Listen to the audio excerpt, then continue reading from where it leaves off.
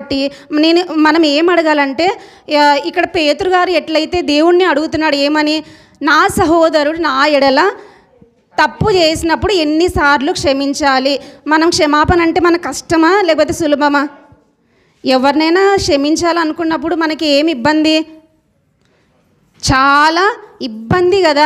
మనకి ఇక్కడ ఏమంటున్నాడు, మన ఎడల మనం నీతిగా ఉన్నా నిజాయితీగా ఉన్నా మన ఎడల ఎవరైనా తప్పు చేసినప్పుడు ఒక వ్యక్తి మన కళ్ళ ముందు కనిపిస్తున్నప్పుడు మనకి ఏమవుతుంది, అగ్గి ఉంటుంది కదా, అగ్గి పెట్రోల్ తెలుసా మీకు, పెట్రోల్ వస్తే ఏమవుతుంది, అట్లా మన హృదయంలో మన చూపుల్లో ఏమవుతుంది భగ్గుమంటుంది కదా.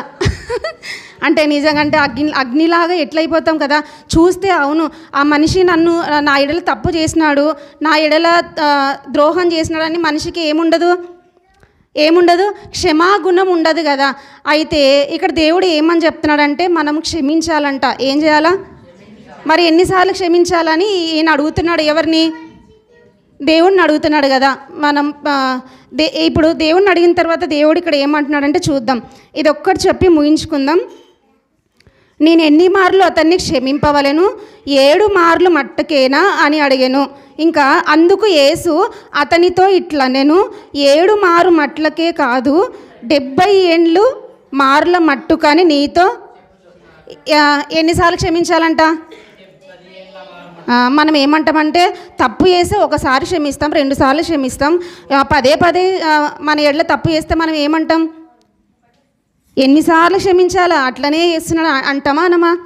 అంటాం కదా. ఇప్పుడు దేవుడు ఏం చెప్తున్నాడు, నేనేమన్నా చెప్తున్నానా, దేవుడు ఏమన్నా రాయించినాడా కదా. 70 సంవత్సరాల వరకు మన ఆయుష్లో ఎంతవరకు ఉంటుందో మనకి తెలియదు కదా. ఇప్పుడు చనిపోయేంత వరకు వ్యక్తిని చూసి మనం ఏం చేయాలంట క్షమించాలంట కదా. మరి ఎంతమంది క్షమాగుణం అనేది మనిషికి ఖచ్చితంగా ఉండాలా. ఇప్పుడు యేసయ్య మాట చెప్తున్నాడు. ఇప్పుడు యేసయ్య అది చేసింటాడా చేసిలేకుంటాడా? చేసినాడు కదా. ఎప్పుడు చేసినాడు, ఎక్కడ చేసినాడు, ఎక్కడ? సిలువలో పలిగేటప్పుడు మనం 7 సిలువ ధ్యానాలు ధ్యానించుకుంటాం కదా. ఫస్ట్ మాట ఏంటి?